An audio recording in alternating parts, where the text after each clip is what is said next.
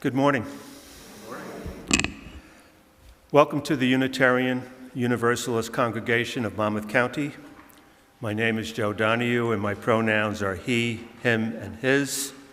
And I have the pleasure of serving our congregation as a member of our worship committee. Whoever you are, whomever you love, however you arrived at this beloved place, you are welcome here. Our mission is to create community, transform ourselves, and transform the world. This morning we welcome a guest speaker, Reverend Charles Loflin. As the executive director, he serves as UUFANJ New Jersey's principal link with congregations, volunteers, coalition partners, and legislators, acting as policy director, chief administrator, and advisor to the board. Reverend Charles joined FaithAction New Jersey's staff in 2020, and he stepped into the role of executive director in 2021. He received his Master's of Divinity from Meadville Lombard Theological Seminary in 2021 and brings to FaithAction New Jersey many years of technical experience as a developer of web applications and social media integrations. With all the tools of technology, covenant, and grace, Reverend Charles is leading the organization in the Zoom age to come together as a faith movement in New Jersey to voice our values. Welcome, Reverend Charles, to our congregation. I draw your attention to the back side of the order of service for announcements and service information for next week. For those on the live stream and for video viewers, the order of service link is available to you in the YouTube service description box. After the service, refreshments will be served in the community room, and people of all ages are welcome to visit with one another. If you are new to us, please do check our website at uucmc.org, where you can sign up to get all the latest news of the congregation by email. We look forward to getting to know you better. Please put your devices on silent as we enter into worship together. Welcome again to this place of love and hope.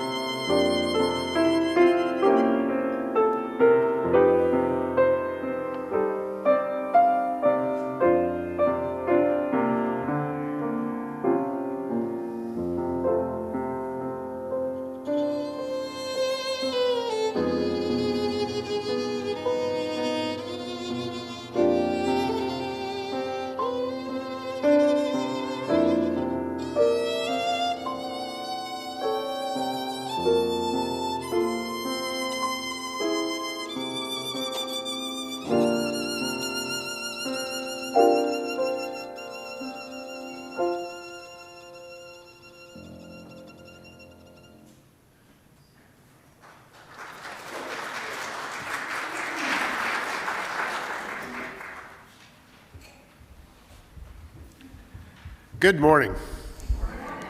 Beautiful music. Thank you so much. Looking forward to more of that today. I come to you today with our call to worship. This is Honey from Dr. Mahogany L. Brown. There is no room on this planet for anything less than a miracle. We gather here today to revel in the rebellion of a silent tongue. Every day we lean forward into the light of our brightest designs and cherish the sun. Praise our hands and throats, each incantation a jubilee of a people dreaming wildly, despite the dirt beneath our feet or the wind pushing against our greatest efforts. Soil creates things. Art births change. This is the honey. And doesn't it taste like a promise? Where your heart is an accordion and your laughter is a soundtrack, friend, dance to this good song. And look how it holds our names. Each bone of our flesh homes sings welcome. Oh, look at the gods dancing as the rain rains against a steely skyline, where grandparents sit on the porch and nod at the spectacle in awe of the perfection of their grandchildren's faces. Each small discovery unearthed in its own outpour. Tomorrow, our daughters will travel the world with each poem, and our sons will design cities against the backdrops of living museums. Yes, our children will spin chalk until each equation bursts a familial tree, rooted in miraculous possibilities and alive.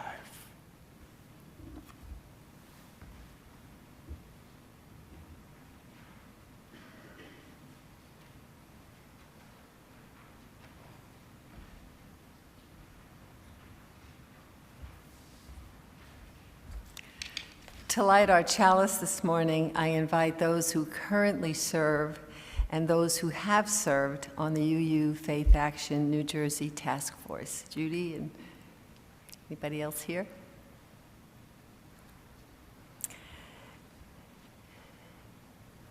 This is from The Tender Mercies of Our Lives by Laura Cowton. We light this chalice as we gather in gratitude for our many blessings, for being in community, for the tender mercies of our lives. We pray for those with power to create peace, that they may recognize the fragile and valuable humanity of those across from them and see how we are all one. As we seek to build a beloved community, may we ever be guided by our faith in the ability to love and conquer injustice, and in our ability to love beyond belief. Thank you. And now please rise in body or spirit in your teal hymnal for hymn number 1008, When Our Heart is in a Holy Place.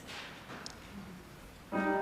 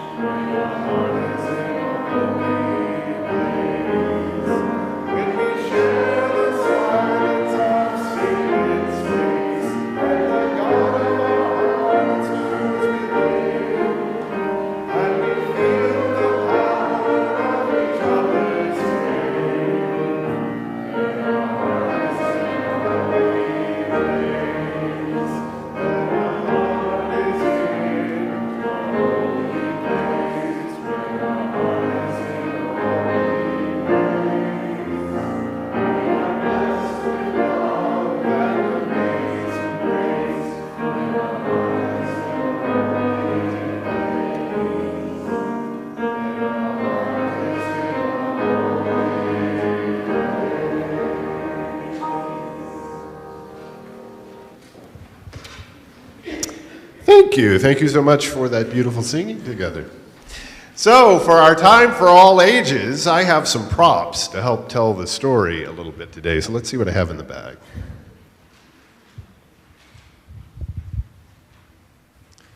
So, the first thing is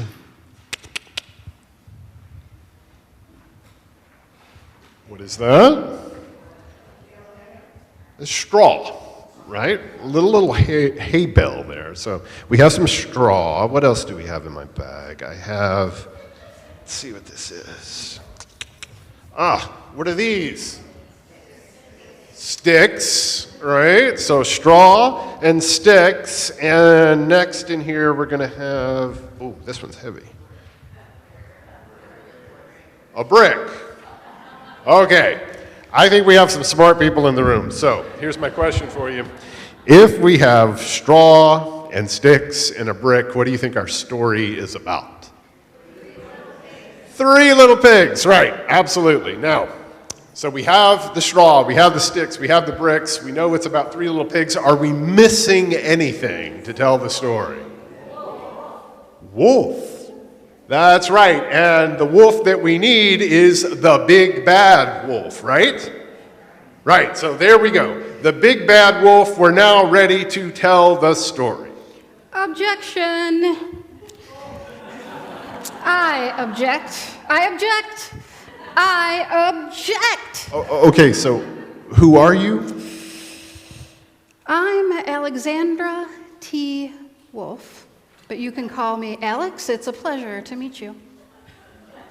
Okay, you're Al the wolf? The big bad wolf? Yeah. Well, listen. I think you've got it all wrong, okay? This story that's been told about me all of these years, it started wrong. I mean, look at me. Okay, so what do you mean that we got the story wrong? Well, people think they know the story. I heard all of you. You think you know the story, but I'm going to tell you what really happened. What really happened was I was making a birthday cake for my dear old granny. I had a terrible sneezing cold, and I ran out of sugar. I mean, it was a day. But I walked down the street to my neighbor's house for that cup of sugar, because that's what you do. You ask a neighbor. Now, here's the thing. This neighbor, Yeah. he was a pig. Oh. And he wasn't too bright either. Oh, now that's not a very nice thing to say about someone. This pig, let me tell you about it. This pig, he built his whole house out of straw. Can you believe it? I mean, who in their right mind builds a house out of straw? So, of course, the minute that I knocked on the door, it fell right in. And I just didn't want to walk into someone else's house, so I called, little pig, are you in? No answer. I was just about to go home without my cup of sugar for my dear old granny's birthday cake, and my nose started to itch, and I felt a sneeze coming on. And I huffed and I snuffed a little bit, but then it was a giant sneeze. And you know what? The whole darn straw house fell down. Right in the middle of the pile was the first little pig. He'd been home the whole time. The whole time! Okay, if that's your story. So what happened next? Well, I still didn't have my cup of sugar, so I went to the next neighbor's house. Now, this neighbor was the first little pig's brother. He had built a house of sticks. He was a little smarter than his brother, but not much. Now you be careful there, Wolf. We practice being in covenant here. We don't talk about others like that. My apologies, apologies, everyone. So I rang the bell on this stick house. Nobody answered, and so I called, Mr. Pig, are you in?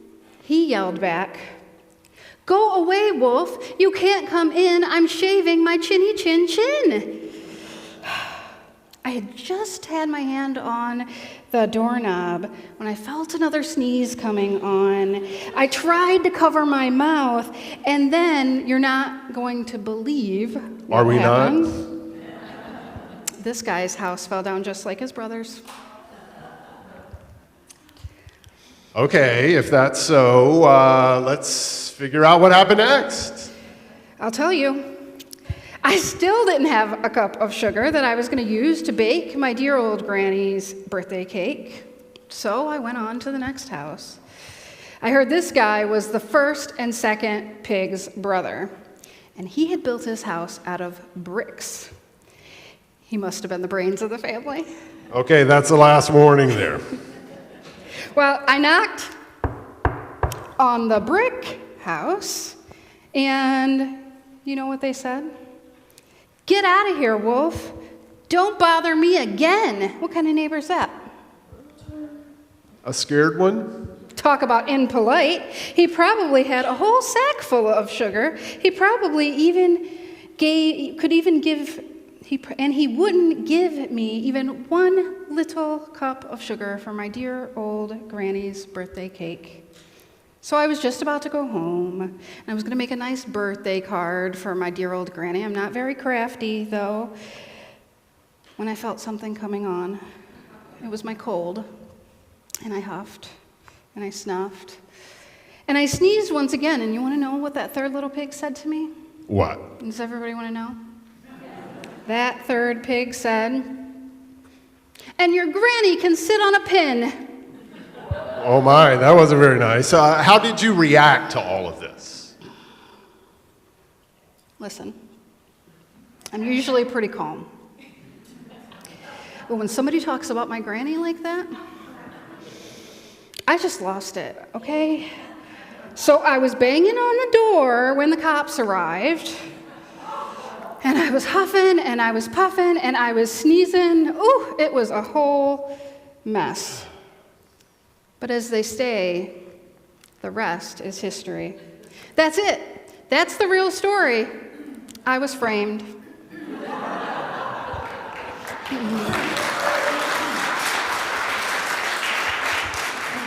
Well, that is a very different version of the story than we've all been told, isn't it? You know, stories are wonderful things. They are really powerful, and it matters which stories we tell and don't tell, and it matters how we tell them. It matters which stories we hear and which stories we listen to and which stories we believe. The words of our story are about how something happened, and it can help someone explain how to transform the outcome of something. The words in a story can build a better, beloved community. We can learn to respect each other's worth and dignity in the actual deeds that are done. When we experience a challenging situation, it is important and it is wise to listen to the information shared by all parties and to do so with an open mind and an open heart so that we can find a solution to the problems that we face, problems of equity and equal opportunity, so that we can build a world with greater justice. Ask yourself, what is the story you've heard? Do you really know that story to be true? Blessings. Thank you, Reverend Charles. And now we'll sing our children and youth out with Go Now in Peace.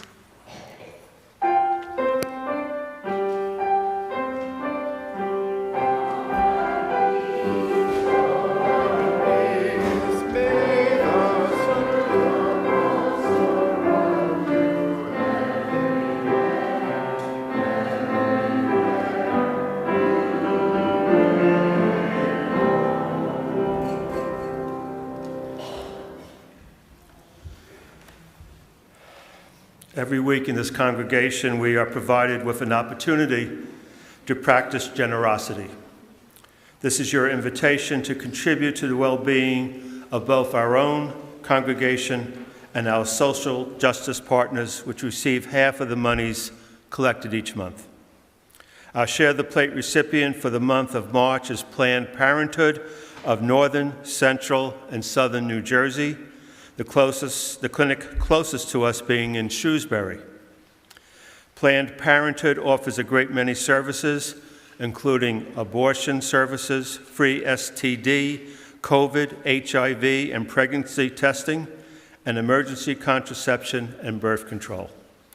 Also offered are pregnancy options, counseling, and cancer screening. This very essential organization's budget has been severely diminished in recent years. Therefore, our financial support is greatly appreciated. For those of you present here in the meeting house, the plates will be passed by the ushers. You may also join this time of generosity via text, send your offering by mail, or charge your contribution online with a memo designating an amount to Planned Parenthood. Please give generously. Thank you.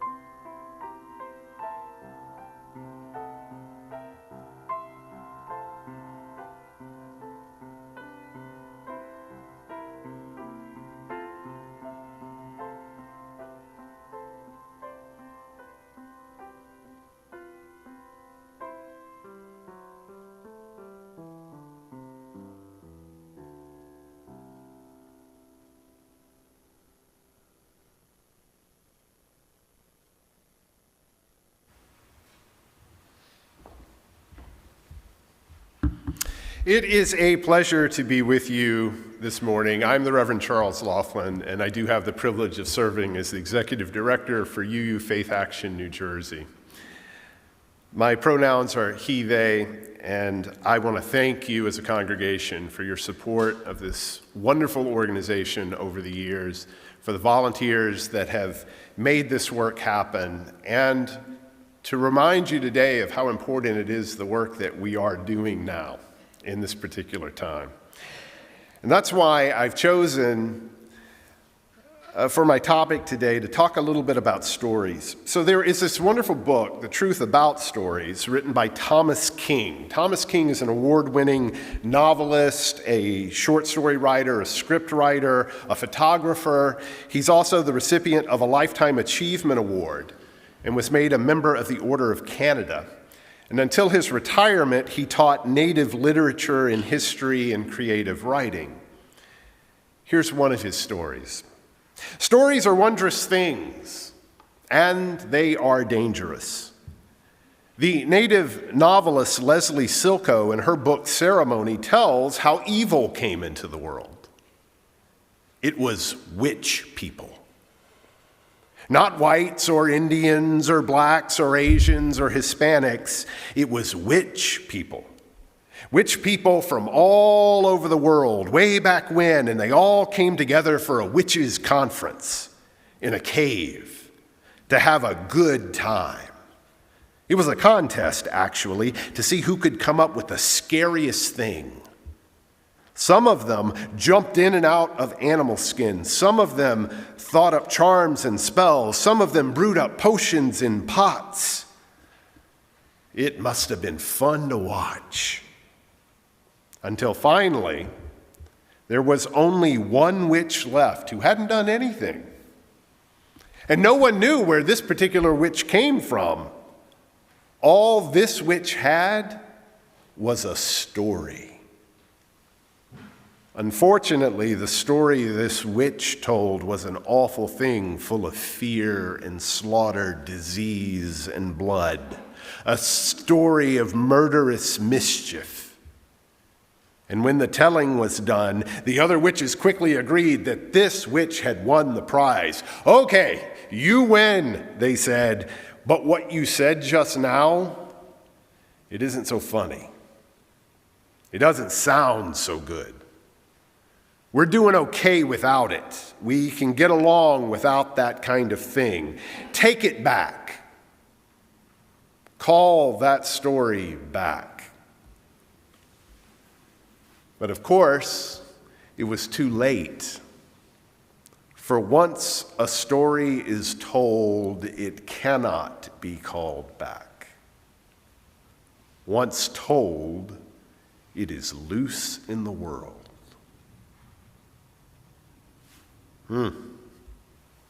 Have I got a story for you?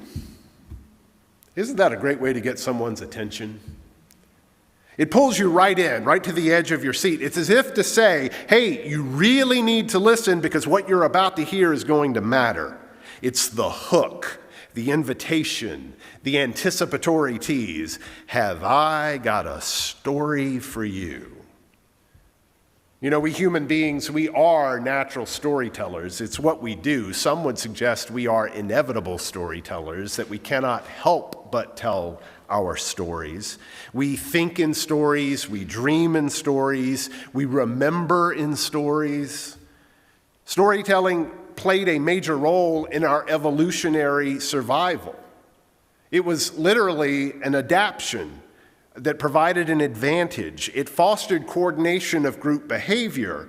It facilitated cooperation because you could tell stories and pass on information, remember those stories, and tell them to the next generations. So we are, in some ways, hardwired for storytelling. But what, my friends, what would you think if I were to suggest that storytelling is more than all of that? What if it is more than just a rhetorical tool? What if stories literally had the power to change the world? Have I got a story for you? So Thomas King, who we shared that reading, he's a Canadian-American writer of Cherokee and Greek ancestry. He's regarded as one of the most influential indigenous writers and scholars of his generation. His book, The Truth About Stories, was actually the very first book I was given to read at seminary, and it changed my life. It's a book I keep going back to and reading over and over and over. It's an all-time favorite. And there's something about that history that I think as an indigenous writer he really captures. There's an extra power in the storytelling, in the generational expanse. A phrase that he uses in this book over and over again, that he repeats across his stories, is this. He says, "The truth about stories is that's all we are." The truth about stories is that's all we are stories. Is that right? I think there's a profound idea rooted in this that really bears further reflection. It is a recognition that as tellers of stories, the words that we use, they are actually the words from many people who've gone before us. Their stories have influenced our stories because we all begin as listeners of stories, as listening to other people's stories. And then we choose to retell those stories, sometimes putting our own spin on them, sometimes reinventing them. Fundamental in that knowledge is the reality that we are, in fact, products of the stories that were being told about us. The stories that we heard, the stories that we learned, the stories that we lived. We are the product of the stories that were told about us. That's an awe-inspiring concept when you think about it. And if you have kids or you have worked with kids, you know how true that can be. The story they are told has such an influence on the life that they can lead. But it's even deeper than that. Because if the truth is that all we are stories, then that gets to the fundamental question of how we understand ourselves to be. This is my question for you. How do you know who you are? How do you know you? How do you know? What is the story of yourself? Who are you truly? What is your concept of identity? Where does it come from? Consider, how do we know ourselves and how are we defined?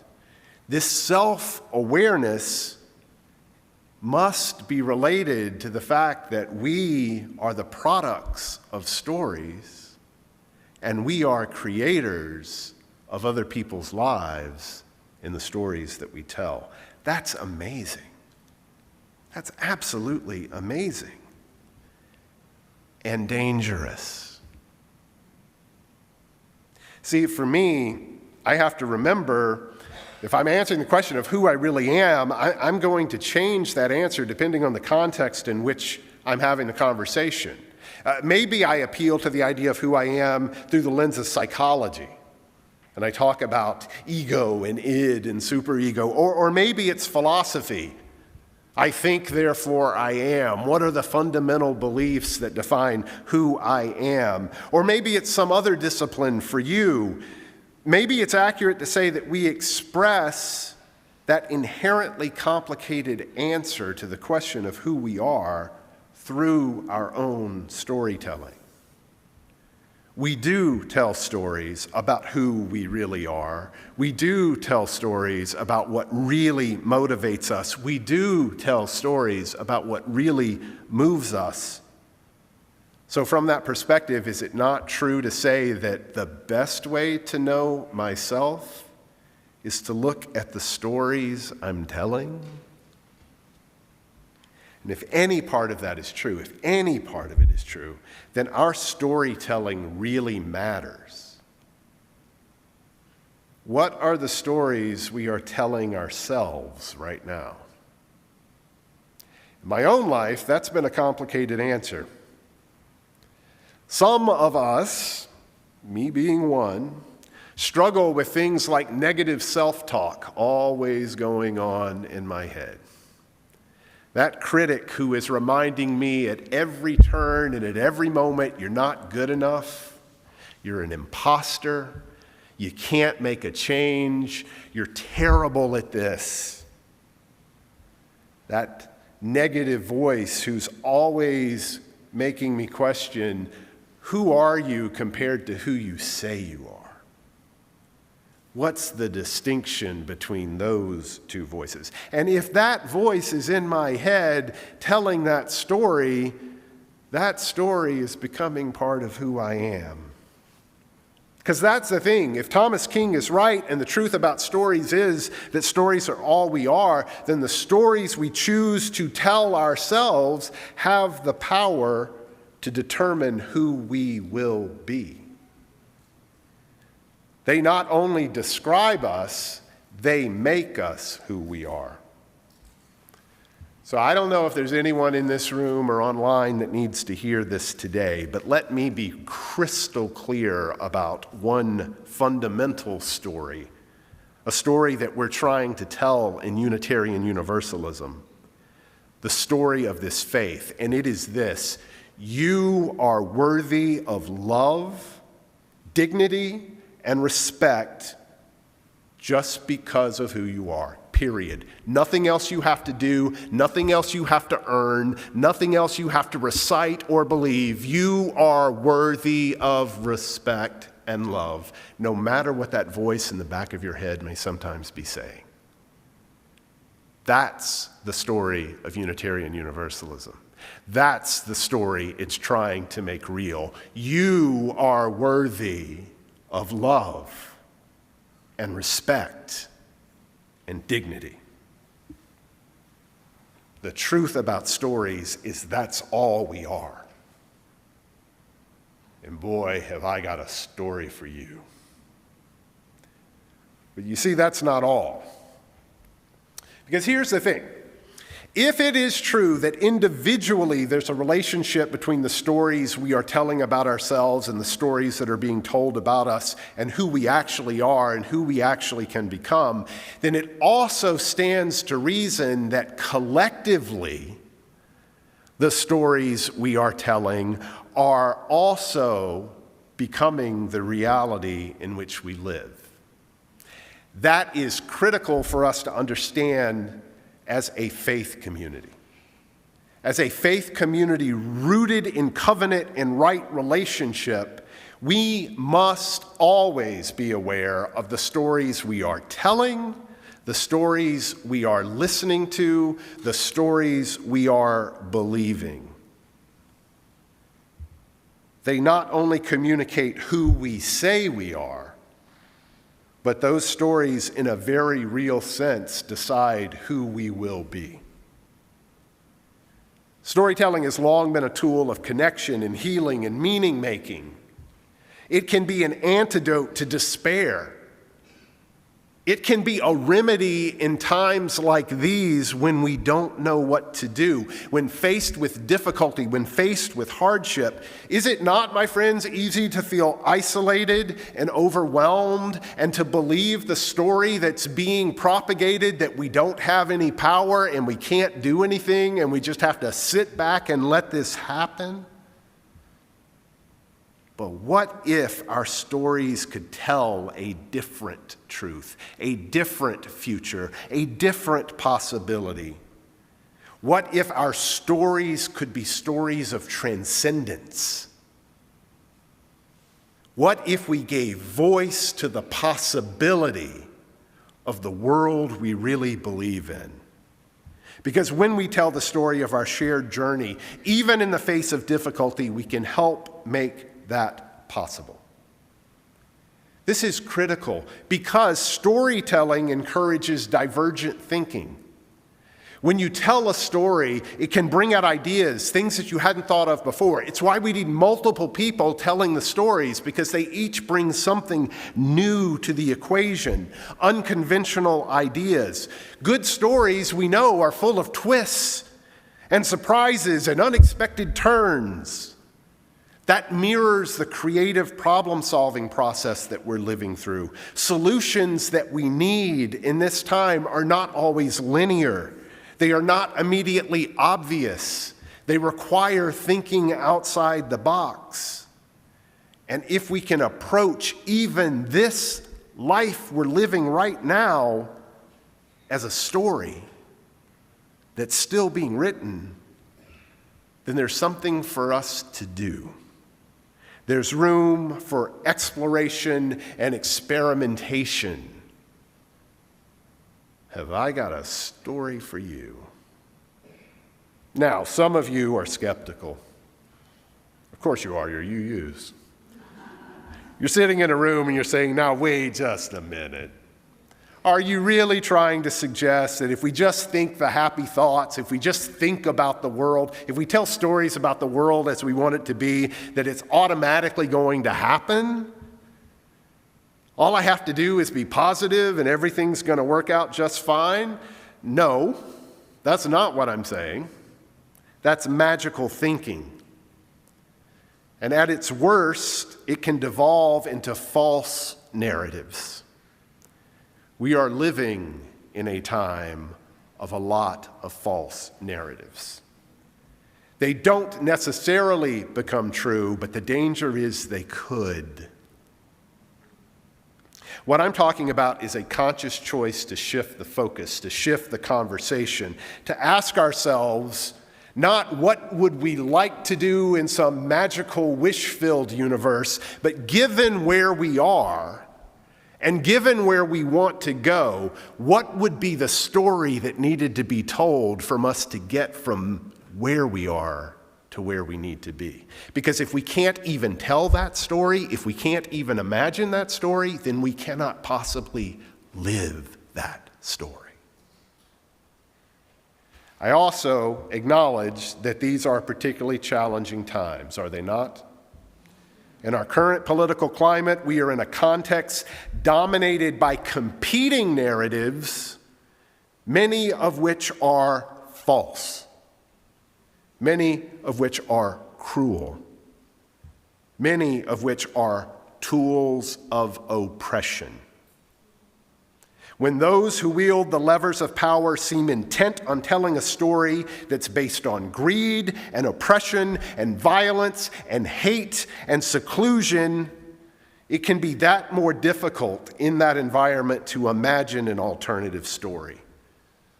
But it is ever more important that we do. I believe that is what is needed. We need creative people to tell stories about what's possible, not made-up, imaginary, wishful thinking stories, but stories that start with where we really are and guide us to where we really need to be. We need stories that challenge us and promote our resiliency. My friends, more than ever, it matters the stories that you're telling yourself and each other. It matters the stories that you're listening to. As Thomas King says, stories are wondrous things and they are dangerous. As in the tale of the witches, the story being told can sometimes be an awful thing full of fear and slaughter, disease and blood, a story of murderous mischief. And we cry out like those witches, do we not? Okay, enough of that. We don't need any of that hanging around. Call that story back. But once loose in the world, the stories cannot be just called back. The way forward is not to call back the narrative of the moment, but to create a new one, filled with love at the center and our values all around. Because the story isn't finished yet. We're not at the end yet. So let us not give up hope, because more than ever, the stories we tell matter. So what I'm suggesting is the stories you tell here at the UU congregation of Monmouth County matter. The story of who you are and what you're doing. Your story is part of a larger Unitarian Universalist faith. It matters. Are you telling a story of scarcity and demise, of a time that used to be better, but now we have no future? Or are you instead looking at where you are and telling the story of what we want to have happen in a way that we can hear it and believe it and live it? That's really my job at UUFANJ at the end of the day. We're doing legislative advocacy. That's our focus. I am talking to legislators, and I'm trying to tell them a story about what's possible, to imagine something beyond what they're saying and seeing. UUFANJ's story has been an important part of what has happened in this state, and it is an evolving story. It's not at its end. And like any good story, it has twists and turns. It has challenges. And it has some amazing people in it who do some really great work. Judy, thank you for all you've done for UUFANJ over the year. That's a story worth telling, is it not? Molly, thank you for the story you're stepping into, a story to continue telling as the new liaison. Thank you. That's a story worth telling. And so many others. Susan Guardia is a big part of what we're doing these days. Nicole Schultz is involved. So many of you get the emails that we send out and you respond. You take action. You're interested in learning. And it's telling the story as we go about the world we want to see, a world we envision that is better than the world we're living in now. The story you choose to tell matters. I'm going to be with you in coffee hour following. I hope you will stop by. I would love to talk to you. I would love to hear your story. I would love to tell you more about the story of what we're trying to do in these days at UUFANJ.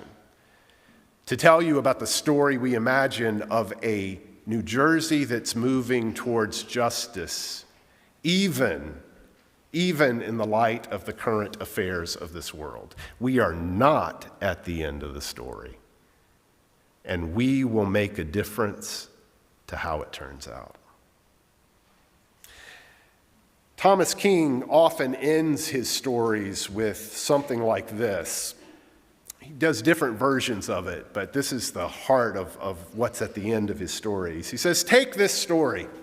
Take it. It's yours. Do with it what you will.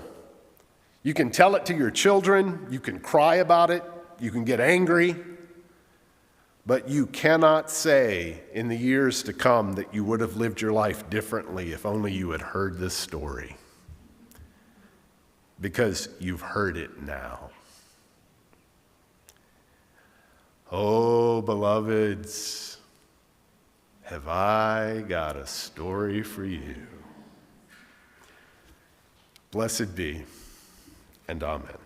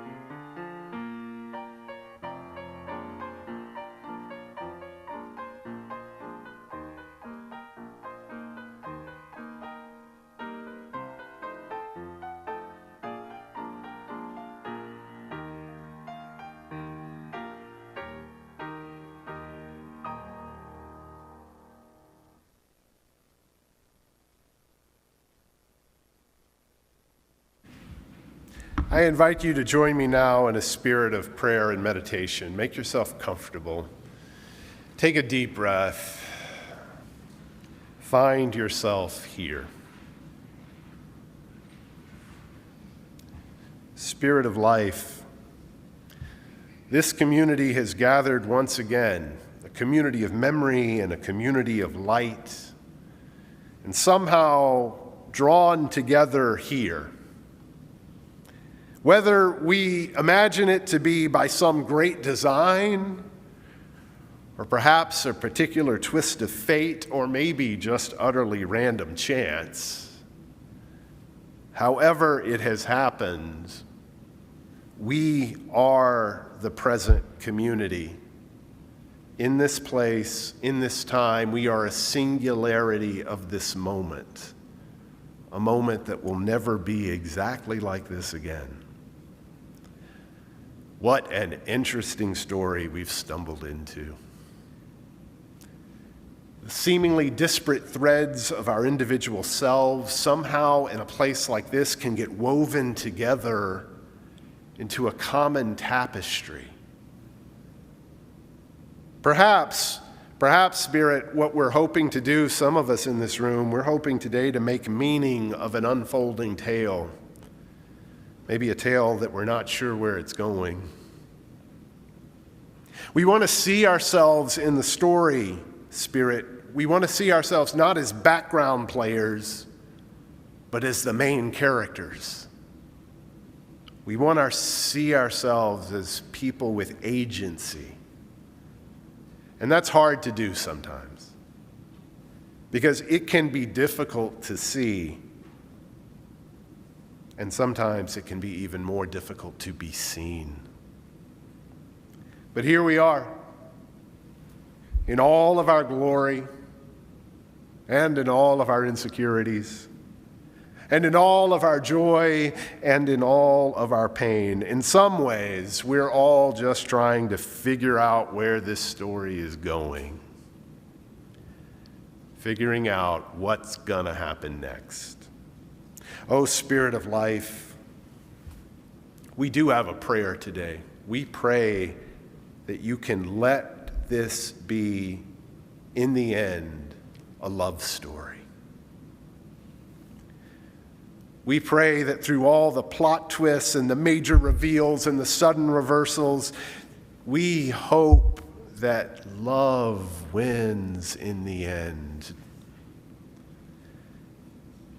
And can you imagine, Great Spirit, what powerful things might happen if we were ever to realize that we are more than just the story?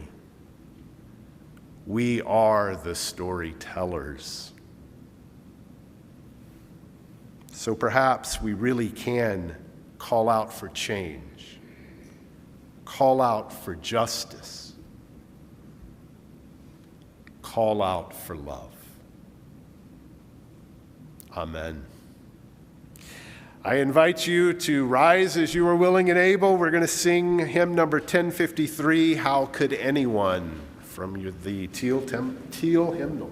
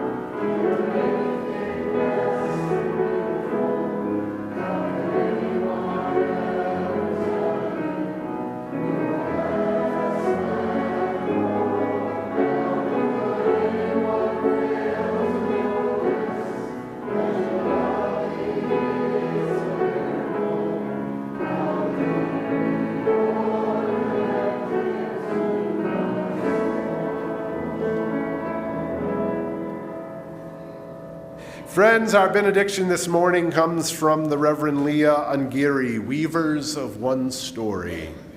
Here we are together, each facing our different human tasks, or maybe the same central one, to embrace the lessons life delivers, to discern and respond as we grow, to refuse harm and cherish flourishing. May we know ourselves as vessels of infinite possibility, holders of each other's heartaches and tales of joy alike, weavers of one story in which we all have our part. I'm going to invite you to be seated now. We have a postlude that we want you to sit and enjoy as we reflect together, and then our service will be done.